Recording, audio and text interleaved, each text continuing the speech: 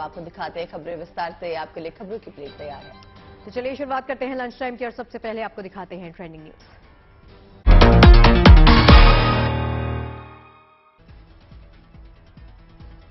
कंछावला case में नया खुलासा, स्कूटी पे 2 लड़कियों के सवार होने का दावा, सीसीटीवी फुटेज सामने आई। राजौरी में आतंकियों की गोली के शिकार लोगों के अंतिम संस्कार में जुटी भारी भीड़, हत्या की जांच में जुटी एनआईए। राहुल गांधी की भारत जोड़ो यात्रा दोबारा शुरू, आज यूपी में दाखिल हुई यात्रा। भारतीय विज्ञान कांग्रेस में आज प्रधानमंत्री मोदी का संबोधन, वीडियो कॉन्फ्रेंसिंग के जरिए होंगे शामिल। गुजरात के कच्छ में कोस्ट गार्ड्स ने दिखाया दम, ड्रग स्मगलिंग रोकने के लिए किया एक्सरसाइज।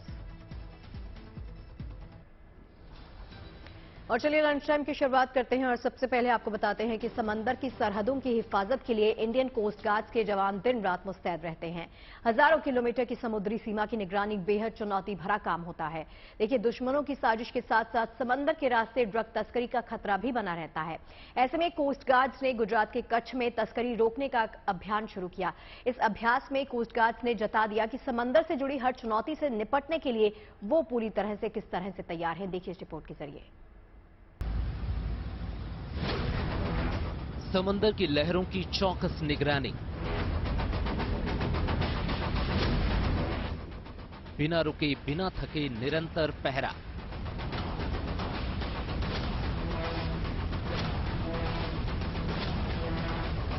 दुश्मनों पर ताबड़तोड़ वार करने की तैयारी।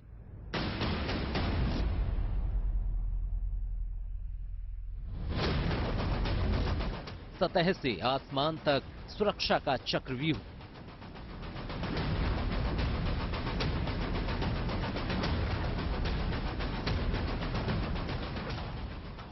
कोस्ट गार्ड की इस टीम को समंदर के रास्ते कुछ स्मगलरों के आने की खबर मिली।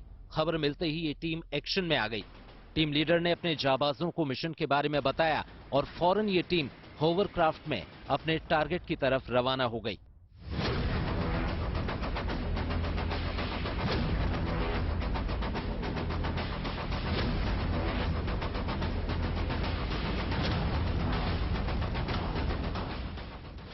दरअसल ये कोई असल ऑपरेशन नहीं बल्कि ड्रग्स स्मगलिंग रोकने के लिए कोस्ट गार्ड का अभ्यास है। गुजरात के कच्छ में चल रहे ऐसे अभ्यास के जरिए ही इंडियन कोस्ट गार्ड्स के जवान समंदर में दुश्मनों की हर साजिश को नाकाम करने में कामयाब होते हैं। इस एक्सरसाइज में कोस्ट गार्ड की टीम को बताया गया कि समंदर के रास्ते आने वाले स्मगलर एक टापू पर छिपे हुए हैं। 2 तेज रफ्तार होवरक्राफ्ट में सवार होकर ड्रग स्मगलर्स की तलाश में निकल पड़े। अपने टारगेट के करीब पहुंचते ही हथियारबंद जवानों ने पूरे इलाके की छानबीन शुरू कर दी। 2 जवान समंदर के तट पर रुककर समंदर में आने वाले खतरे की निगरानी करते रहे। स्मगलर्स की तलाश में जुटी टीम जल्द ही अपने टारगेट पर पहुंच जाती है और इस टीम को देखते ही स्मगलर घुटने टेकने को मजबूर हो जाते हैं। समंदर के जाबाजों को इस एक्सरसाइज में जो टारगेट दिया गया है उस टारगेट को इस टीम ने वक्त रहते पूरा कर लिया। हिंदुस्तान 3 तरफ से समंदर से घिरा है, लिहाजा समंदर के रास्ते आने वाला खतरा भी 3 गुना बढ़ जाता है। इंडियन कोस्ट गार्ड के सामने दुश्मनों की घुसपैठ के साथ साथ ड्रग स्मगलर्स को रोकने की भी चुनौती होती है। अपने निरंतर अभ्यास के जरिए ही कोस्ट गार्ड समंदर की सरहद पर आने वाली हर चुनौती का डटकर मुकाबला करते हैं। 26 दिसंबर को ही कोस्ट गार्ड की टीम ने पाकिस्तानी ड्रग स्मगलर्स की एक नाव को पकड़कर करीब 300 करोड़ के नशीले पदार्थ और कई हथियार बरामद किए थे। भारतीय तटरक्षक 24/7 तैनात और चौकन्ना रहता है। हमने अपने शिप्स के खिलाफ होवरक्राफ्ट, आईएनपी, सेंट्रिक एरिया और गल्फ ऑफ कच्छ में रात दिन तैनाती पे कर रहे हैं। पिछले 1 साल में लगभग 346 KG of narcotics smuggling arms, जो कि लगभग 1930 करोड़ के को पकड़ा है। इसके साथ साथ इन गतिविधियों में इन्वॉल्व जो कि नार्कोटिक्स और आर्म्स स्मगलिंग की थी, उनमें लगभग 44 पाकिस्तानी क्रू को और 7 ईरानी नेशनल क्रू को भी पकड़ा है। हिंदुस्तान की समुद्री सीमा बेहद विशाल है। कोस्ट गार्ड के पास सीमा के करीब मौजूद तमाम छोटे बड़े टापुओं की हिफाजत की जिम्मेदारी भी है। तटरक्षक बल के जवान इन सरहदों की सुरक्षा के लिए दिन रात मुस्तैद रहते हैं। Indian coast guard north Gujarat area में लगभग 36 इनहेबिटेड आइलैंड्स हैं। इन आइलैंड्स की निगरानी के लिए हम हमेशा अपने होमक्राफ्ट और एयरक्राफ्ट को 24/7 तैनाती में रखते हैं, जिससे इनका इस्तेमाल एंटी नेशन एलिमेंट्स और स्मगलिंग और टेररिज्म जैसी एक्टिविटीज के लिए रोका जा सके। समंदर की हिफाजत के लिए इंडियन कोस्ट गार्ड्स आधुनिक हथियारों और उपकरणों से लैस हैं। ऑफशोर पेट्रोलिंग वेसल हजारों किलोमीटर तक सीमा की निगरानी कर सकते हैं। होवरक्राफ्ट समंदर के साथ साथ रेतीली जमीन पर पूरी रफ्तार भर सकते हैं। आसमान से आने वाली चुनौतियों से निपटने के लिए कोस्ट गार्ड के हवाई लड़ाके हर वक्त तैयार रहते हैं।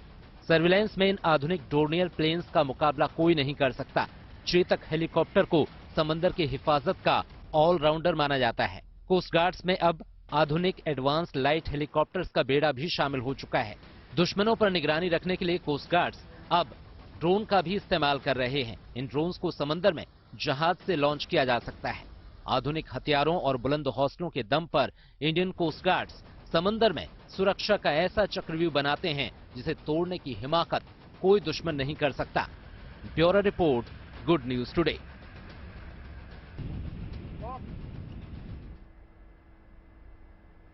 राष्ट्रीय रक्षा का जो संकल्प देश ने लिया है वो लगातार मजबूत होता जा रहा है और इसी कड़ी में रक्षा मंत्री राजनाथ सिंह आज अरुणाचल प्रदेश के सियांग जिले के दौरे पे पहुंचे, जहां उन्होंने 2 पुलों का उद्घाटन किया, जिनमें अहम है सियोम पुल। देश की सुरक्षा के लिहाज से इस पुल को बेहद अहम माना जा रहा है। सियोम नदी पे बनाया ये पुल 100 मीटर लंबा है। इन पुलों का निर्माण सीमा सड़क संगठन यानी बीआरओ ने किया। आपको बता दें, संवेदनशील सीमावर्ती क्षेत्रों में भारतीय सशस्त्र बलों की तत्काल आवाजाही को सुविधाजनक बनाने के लिए 724 करोड़ रुपए की लागत से 28 परियोजनाएं पूरी की गई। बड़ी बात यह है कि पिछले महीने तवांग सेक्टर में चीन और भारतीय सैनिकों के बीच हुई झड़प के बाद रक्षा मंत्री का यह पहला पूर्वोत्तर दौरा है। एलएसी के पास पुल के निर्माण से चीन को संदेश देने की साफ कोशिश है कि भारत युद्ध नहीं चाहता, लेकिन अगर भारत पर युद्ध थोपा जाता है तो भारत जवाबी कार्रवाई के लिए हर पल हर क्षण तैयार है।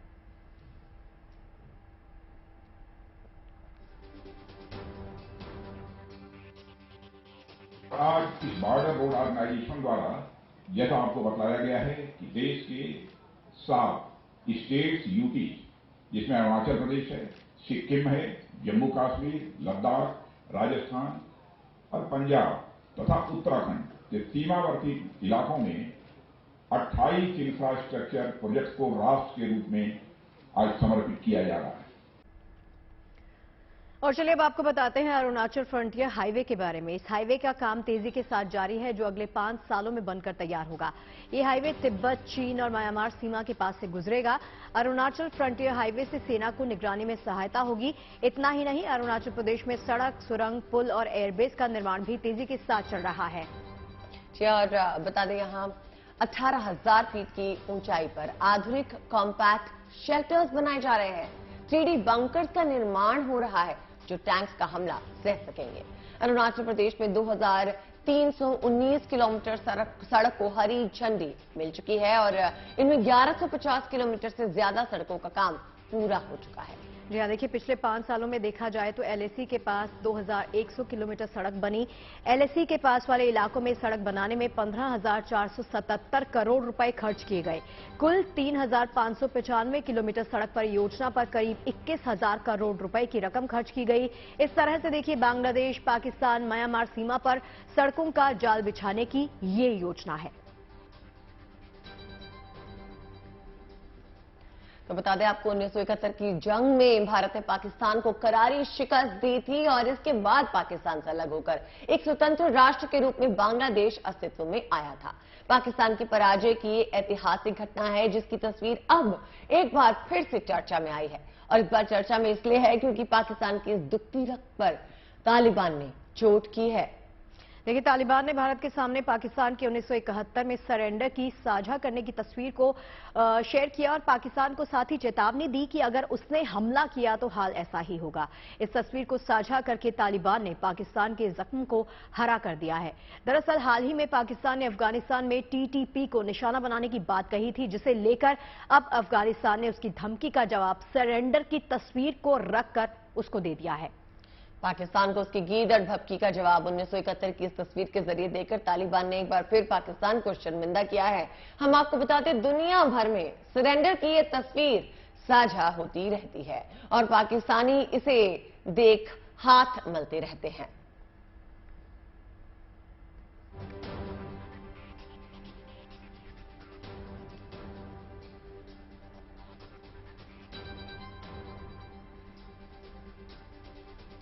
और चलिए अब इसी के साथ आपको बनारस लिए चलते हैं, जो ना केवल सच संवर रहा है बल्कि आध्यात्म आधुनिकता की मिसाल भी बन गया है। शिव की नगरी काशी में प्रधानमंत्री मोदी के ड्रीम प्रोजेक्ट टेंट सिटी को साकार किया जा रहा है। बस हफ्ते भर बाद ये टेंट सिटी लोगों के लिए उपलब्ध होगी। इस टेंट सिटी की ऑनलाइन बुकिंग तो अभी से शुरू हो चुकी है। इसी बीच गुड न्यूज ये है कि यहाँ हर बजट के लिहाज से टेंट तैयार किए गए हैं, जहां से काशी को करीब से महसूस किया जा सकेगा। माना जा रहा है कि काशी की नई पहचान से यहां पर्यटन को नई ताकत मिलेगी। 280 लग्जूरियस टेंट्स वाली इस टेंट सिटी में आधुनिकता और आध्यात्मिकता का अनूठा सा संगम देखने को लोगों को मिलेगा। लोगों की धार्मिक भावनाओं का ख्याल रखते हुए टेंट सिटी को शराब और नॉनवेज से मुक्त रखा गया है। और क्या क्या इस टेंट सिटी में खास है, चलिए आपको दिखाते हैं।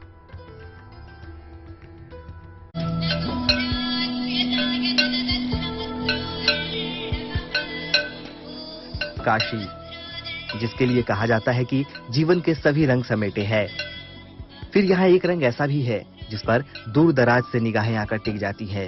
वो रंग है शांति का, जो सफेद है, बिल्कुल सफेद। और इसी रंग से सजाई जा रही है काशी के भीतर एक ऐसी सिटी जो तंबुओं के सहारे बसेगी।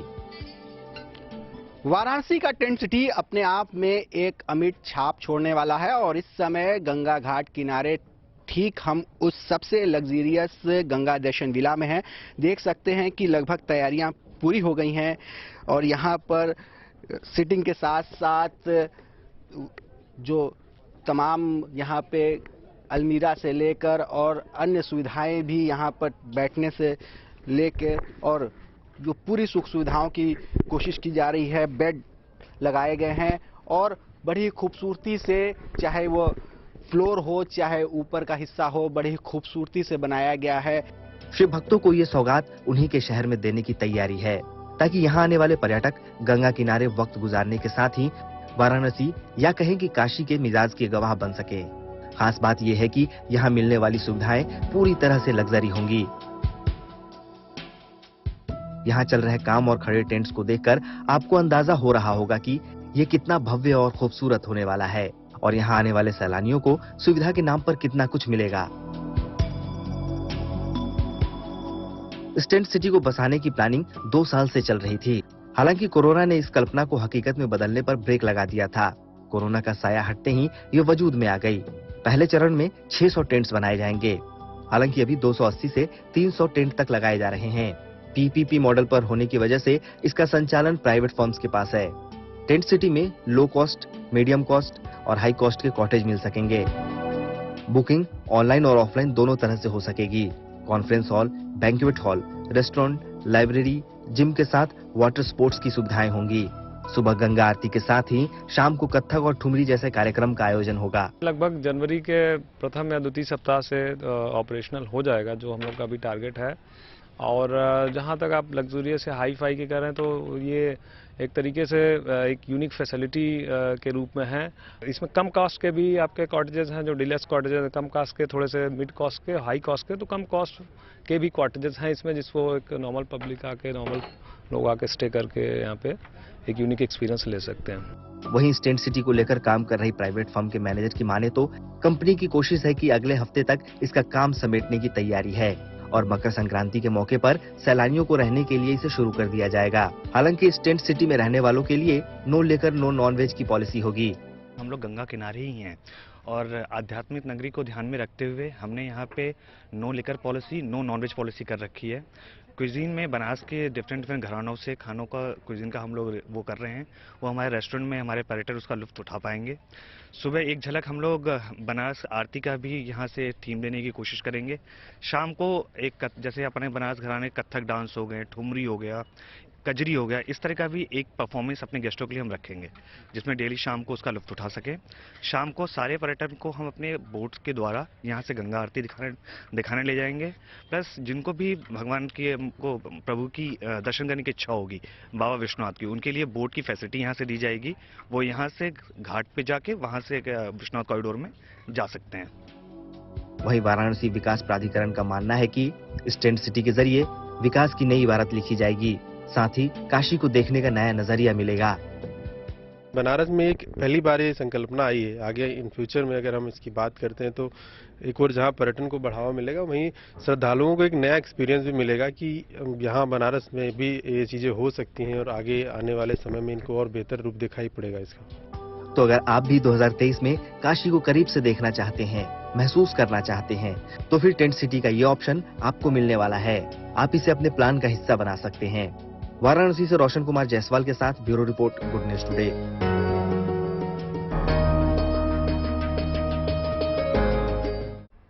और अब रुक करते हैं महाराष्ट्र के नासिक का। नए साल के मौके पे मध्य प्रदेश के मुख्यमंत्री शिवराज सिंह चौहान अपने परिवार के साथ नासिक पहुंचे। यहां उन्होंने 12 ज्योतिर्लिंगों में से एक भगवान त्र्यंबकेश्वर के दर्शन किए। इस दौरान मुख्यमंत्री के साथ उनकी पत्नी और दोनों बेटे भी मौजूद रहे, जहां उन्होंने भगवान त्र्यंबकेश्वर से देश प्रदेश की खुशहाली और शांति की कामना की।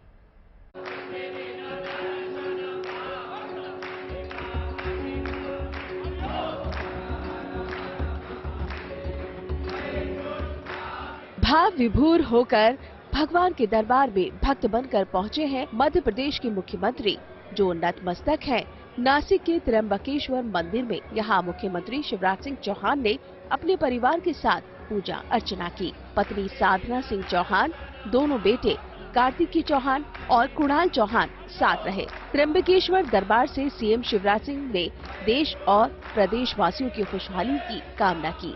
सीएम शिवराज परिवार के साथ आरती में शामिल हुए। उन्होंने अपने दोनों बेटों के साथ त्र्यंबकेश्वर ज्योतिर्लिंग पर जलाभिषेक भी किया। हमारे प्रधानमंत्री जी के नेतृत्व में एक वैभवशाली, गौरवशाली, संपन्न, समृद्ध और शक्तिशाली भारत का निर्माण हो रहा है। हमारा देश भौतिकता की अग्नि में दग्ध विश्व मानवता को शाश्वत शांति के पथ का दिग्दर्शन कराए और मध्य प्रदेश प्रगति और विकास के पथ पर आगे बढ़ता जाए। मध्य प्रदेश की जनता भी सुखी हो, देश की जनता भी सुखी हो। सीएम शिवराज हमेशा नववर्ष और त्योहारों के मौके पर भगवान के दरबार में आशीर्वाद लेने पहुंचते हैं। सीएम शिवराज सिंह चौहान भगवान शिव को अपना सबसे बड़ा आराध्य मानते हैं। भगवान के प्रति उनकी ये गहरी आस्था और भक्ति भाव विभोर कर देती है।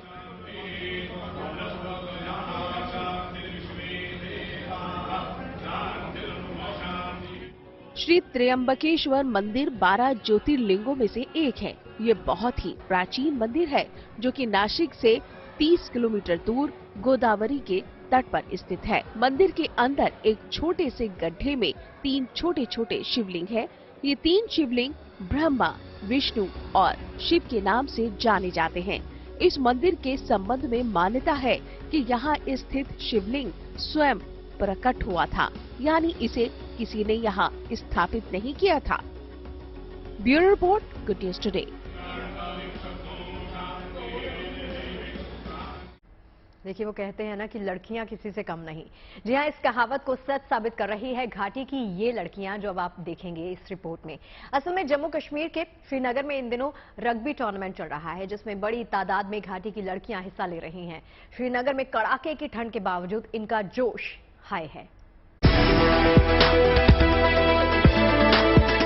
घाटी का तापमान 0 से 1 डिग्री कम है, लेकिन खेल के मैदान पर पसीना बहा रही इन बेटियों की रगों में बहता गर्म खून मानो सर्द मौसम को भी चुनौती दे रहा हो।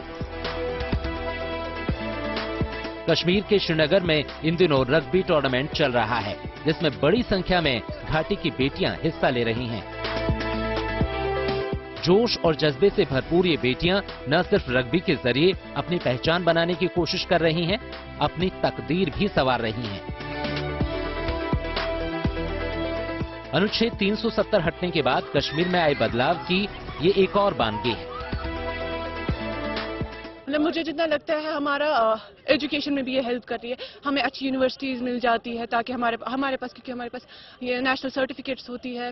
क्योंकि जो बोल्डनेस एक लड़की में स्पोर्ट्स से आई है, मुझे नहीं लगता किसी और चीज़ से आती है। कि सारे बच्चों को एग्जाम का स्ट्रेस होता है, घर का स्ट्रेस होता है, जो भी स्ट्रेस होता है, जब भी हम में से कोई, जितना मैं अपनी टीम को जानती हूँ, मैं खुद को जानती हूँ, जब भी हम ग्राउंड पे आते हैं हमें सारा स्ट्रेस खत्म हो जाता है। उतना एंजॉय हम रग्बी को करते हैं। रग्बी पहले एक बात है कि वो हमारा पैशन है, हम लोग इस गेम को बहुत एंजॉय करते हैं क्योंकि पैशन है।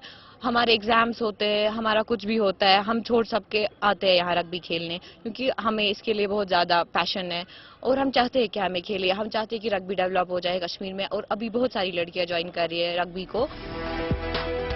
पिछले कुछ सालों में कश्मीर की लड़कियों में रग्बी खेलने का क्रेज बढ़ा है। बदलते हुए मौसम में अपने सपनों को सच करने का हौसला इनमें आया है। ये लड़कियां रग्बी खेलने के लिए खास प्रशिक्षण ले रही हैं। जम्मू कश्मीर स्पोर्ट्स काउंसिल की ओर से आयोजित टूर्नामेंट में भाग भी ले रही हैं।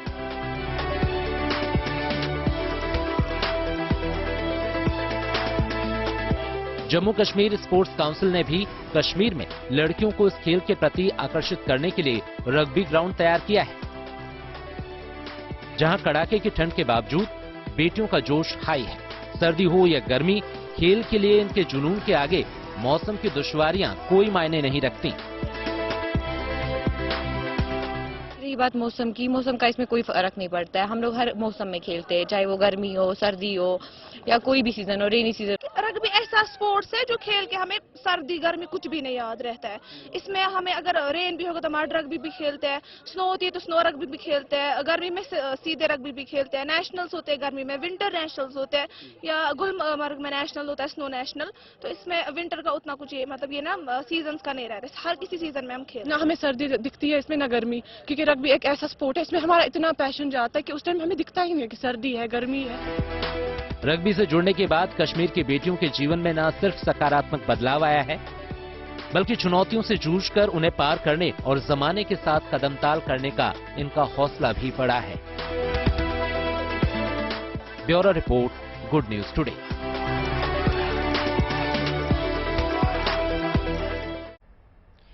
चलिए अब आपको सैर कराते हैं हिमालय की हसीन वादियों की। हिमाचल प्रदेश के मनाली में इन दिनों विंटर कार्निवल की धूम है। नए साल पर यहां पहुंचे सैलानियों को ये खूब पसंद आ रहा है। यहां कई तरह की झांकियां निकाली जा रही हैं जो पर्यटकों को काफी आकर्षित कर रही हैं। इसके अलावा यहां और बहुत कुछ ऐसा हो रहा है जो आपका दिल मोह लेगा।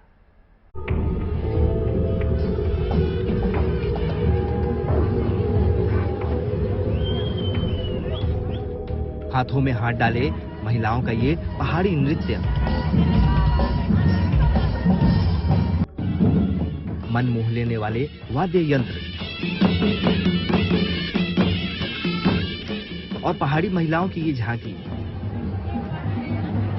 ये मौका है हिमाचल प्रदेश में शुरू हुए मनाली विंटर कार्निवल का, जहां प्रदेश ही नहीं बल्कि देश भर के कलाकार बड़ी संख्या में पहुंचे हुए हैं। इन कलाकारों ने अपनी शानदार प्रस्तुति से पर्यटकों का मन मोह लिया है। जो बीचेस है, मगर मैं पहली बार पहाड़ी एरिया में आई हूँ और उसका जो नेचर है तो मैं एक्सप्रेस नहीं कर पा रही हूँ। मैं इसलिए मैं पेरेंट्स का भी थोड़ा वीडियो कॉल करके दिखा रही थी कि देखो पहाड़ियों का एक सुंदरता है, जो हम समुद्र का सुंदरता देख रहे हैं, वहाँ एक ये भी एक दूसरी दुनिया है। और हम तो आए थे टूर के लिए, उसके साथ हमने वो कार्निवल भी देख लिया। ये झांकियां यहाँ हिडिंबा माता से लेकर मनाली के माल रोड तक निकाली जा रही है। इसमें हिस्सा लेने के लिए करीब 200 महिला मंडली ने अपना रजिस्ट्रेशन करवाया है। ये कार्निवल सोमवार से शुरू हुआ है और ये 5 दिन यानी शुक्रवार तक चलेगा। इसमें एक से बढ़कर एक झांकियां और देश भर के प्रमुख त्योहारों के साथ साथ 6 से ज्यादा राज्यों की सांस्कृतिक झलक दिखाई जा रही है। पहले दिन यहाँ पर कार्निवल रैली निकाली है, जिसमें महाकाल की सवारी निकाली गई है, जिसमें महाकाल की बारात भी निकाली गई, जिसमें महाकाल के 2 भूत और उनके भक्तजन और उनके साथ में गोरा मैया थी और सभी पंडित जी और साधुओं के साथ हमने ये सवारी निकाली है। इस झांकी में कहीं महिलाएं पारंपरिक वेशभूषा में धान कूटते हुए नजर आई, तो कहीं सूप के जरिए अनाज को छांटते दिखाई दी। इसके अलावा इस कार्यक्रम में स्वच्छता अभियान पर भी जोर दिया गया। वहीं मनाली विंटर कार्निवल में लोगों को स्वास्थ्य के प्रति भी सहज रहने का संदेश मिला। इसके लिए उन्हें हमेशा पौष्टिक आहार लेने की प्रेरणा दी गई। बड़ा बनाया है, जौ की रोटी बनाई है, घी बाड़ी बनाई है और भल्ले बनाए हैं, बिट्ठू का भत्त बनाया हुआ है, गिच्चे बनाया है ना, तो सारे हम सबको ये मैसेज देना चाहते हैं कि लोग ज्यादा से ज्यादा पुराना अनाज अपनाएं और स्वस्थ जीवन अपनाएं अपना। इस कार्यक्रम में कई नामी हस्तियां भी पहुंची। इसमें हिमाचल प्रदेश के नए सीएम सुखविंदर सिंह सुखो भी शामिल रहे। उन्होंने भी कार्यक्रम में हिस्सा लेने वाले कलाकारों, खास तौर पर महिलाओं की भी तारीफ की। विंटर कार्निवल है मनाली का, पूरे देश में बहुत प्रसिद्ध है और जो भी मुख्यमंत्री बनते हैं वो इस विंटर कार्निवल में आते हैं। और आज जो महिलाओं ने प्रस्तुति दी वो हमारे हिमाचल प्रदेश की देवभूमि की संस्कृति है, बहुत अच्छा लगा। अभी तो इस कार्निवल की महज शुरुआत हुई है, यहाँ रंग जमने लगा है, लेकिन अभी भी बहुत कुछ बाकी है। अच्छा लग रहा है देख के कि एटलीस्ट हम लोग कहीं ना कहीं अपने ट्रेडिशंस को नहीं भूले। We are still continuing it and हम लोग अच्छी तरीके से उसको फॉलो कर रहे हैं। एंड आई थिंक इस टाइम से अच्छा जब आपको पूरे भारत से कहीं ना कहीं, भारत क्यों, कहीं भारत के बाहर से भी लोग आ रहे हैं, अपने कल्चर को प्रमोट करना इस तरीके से ट्रेडिशनल अटायर में, I think it's wonderful. The wonderful initiative and this carnival is really nice. तो सर्दियों के इस मौसम में पहुंच जाइए हिमाचल प्रदेश की इन खूबसूरत वादियों में। भला एक जगह ऐसा अनूठा संगम कहां देखने को मिलेगा, वो भी मन मोह लेने वाली फिजाओं में। मनाली से मनविंदर अरोड़ा के साथ bureau report, good news today. Makar Sankranti आने वाली है और उससे पहले ही गुजरात के राजकोट में पतंगों का बाजार सज चुका है। यूं तो यहां दुकानें कई तरह की रंग बिरंगी पतंगों से भरी है, लेकिन सबसे ज्यादा ध्यान खींच रही है प्रधानमंत्री मोदी की तस्वीर वाली पतंगे। इसके अलावा उत्तर प्रदेश के सीएम योगी आदित्यनाथ की तस्वीर वाली पतंगों की भी खासी डिमांड है। पतंगों के साथ मांझे भी खूब बिक्री कर रहे हैं। लोग बड़ी तादाद में पतंगों की खरीदारी के लिए यहाँ पहुंच रहे हैं। मांग बढ़ती देख कारीगर तेजी से पतंग और मांझा बनाने में जुटे हैं। ये मेरा शौक है और पतंग दोरा सब उड़ाते हैं, हम भी इतने शौक से उड़ाते हैं, तो मैं आज खरीदी तो करूंगा। भाव थोड़े बढ़े हुए हैं, इसलिए जो भी है क्वालिटी भी अच्छी है। सबसे पहले ये बात बोलना चाहूंगा कि इस बार कोरोना नहीं है। लास्ट ईयर कोरोना था, इस वजह से थोड़ी गिराकी कम थी, लेकिन इस बार दिख रहा है कि गिराकी निकलेगी और बहुत अच्छी निकलेगी। और दाम की बात करते हैं तो हर साल दाम बढ़ता ही रहता है, लेकिन क्या है इस बार भी थोड़ा बढ़ा हुआ है, लेकिन सामने पब्लिक की डिमांड भी उतनी ही है जितनी इस बार वो संक्रांति मनाना चाहेंगे। और चलिए अब आपको लेकर चलते हैं कान्हा की नगरी मथुरा में। यहाँ कुछ युवाओं ने यमुना नदी में एक शानदार रंगोली बनाई है। इस रंगोली के जरिए इन्होंने यमुना की धारा को स्वच्छ और निर्मल बनाए रखने का संदेश दिया है। ये रंगोली 4 घंटे की मेहनत के बाद तैयार हुई, जिसके लिए इन युवाओं को कड़ाके की सर्दी में घंटों तक पानी में रहना पड़ा, मगर इनकी मेहनत रंग लाई और रंगोली बनकर तैयार हो गई। मथुरा पहुंचे श्रद्धालुओं को ये रंगोली काफी आकर्षित कर रही है और साथ ही साथ नदियों को साफ रखने के लिए प्रेरित भी कर रही है। तो ये तस्वीरें देखिए, ये यमुना स्वच्छ अभियान चलाया जा रहा है। यमुना नदी में इस रंगोली को तैयार किया जा रहा है और साथ ही ये संदेश देने की कोशिश की गई है इन युवाओं की तरफ से कि कड़ाके की सर्दी में भी किस तरह से पर्यावरण को साफ सुथरा हम बना सकते हैं। कुछ हटके करना या सोचना थोड़ा मुश्किल तो जरूर होता है, लेकिन कुछ लोग अपने जुनून से न केवल कुछ अलग कर गुजरते हैं, बल्कि बाकियों के लिए मिसाल बन जाते हैं। ऐसे ही हैं सोनीपत के अंकित। इन्होंने अपने उस गांव में स्ट्रॉबेरी की खेती शुरू की, जहां इससे पहले परंपरागत खेती का प्रचलन था। आज अंकित अपनी पहल से न केवल मुनाफा कमा रहे हैं, बल्कि बाकियों के लिए प्रेरणा बने हैं। फसल हाथ में है, पैकिंग चल रही है और बस अब इसे सफर करना है मार्केट तक का, जिसके बाद ये लोगों के किचन या फिर प्लेट का हिस्सा होगी और इसके बाद मुनाफा हरियाणा के सोनीपत में अंकित की जेब में जाएगा। 2 एकड़ की जमीन पर अंकित सिर्फ स्ट्रॉबेरी की खेती करते हैं। हालांकि अंकित इसके लिए लंबे समय से मशक्कत कर रहे थे। वजह भी है क्योंकि पिताजी डॉक्टर हैं, खेती का कोई आइडिया था नहीं, तो ज्ञान लेने के लिए यूट्यूब का सहारा लिया। 5 साल पहले से यूट्यूब देखना शुरू कर दिया, खेती भी की, लेकिन अब जाकर कमाई लाखों में पहुंच गई है। यूट्यूब पे देखा था, उसके वहाँ पे दिखा रहा था कि स्ट्रॉबेरी की खेती में ज्यादा मुनाफा है और हमारे पास इस आसपास के एरिया में होती भी नहीं है, तो क्यों ना कुछ अलग चीज की शुरुआत की जाए जिससे अधिक मुनाफा हो। खेती की ये धुन अंकित पर सवार हुई, लेकिन अंकित ने पढ़ना नहीं छोड़ा। वो ग्रेजुएशन कर रहे हैं। बड़ी बात यह है कि जितने बड़े खेत में वो खेती कर रहे हैं, उसमें उनकी लागत भी अच्छी खासी है। 2 एकड़ के खेत में उन्हें 7 लाख रुपए लगाने पड़ते हैं। हालांकि स्ट्रॉबेरी उन्हें मुनाफा देती है, ये वो बखूबी जानते हैं। जी मैंने 4-5 साल पहले की थी और स्ट्रॉबेरी की खेती हमारे गांव में भी यहाँ किसी ने नहीं लगाई थी। धान गेहूं की फसल की बजाय स्ट्रॉबेरी की खेती ज़्यादा अच्छी है और स्ट्रॉबेरी की खेती में और फसलों के अपेक्षा ज़्यादा बचत भी है इसमें। हरियाणा की पहचान ही खेती और खेल है। यहाँ इसमें भी अव्वल आने की प्रतियोगिताएं चलती रहती हैं। ये बात सही है कि खेतों की खिलाड़ी जैसे भी हों, खतरों से खेलना सभी को पड़ता है। हालांकि समय और संसाधन की बचत के मामले में अंकित नई मिसाल बन गए हैं। सोनीपत से पवन राठी, गुड न्यूज टुडे। और चलिए इसके साथ पहुंच गए हैं लंच टाइम के अंतिम पड़ाव पर, जहां पर आपको दिखाएंगे किसी महान शख्सियत की कही बातें। वक्त है आज के विचार का। महात्मा गांधी ने कहा है कि उफनते तूफान को मात देना है तो ज्यादा जोखिम उठाते हुए हमें पूरी शक्ति के साथ आगे बढ़ना होगा।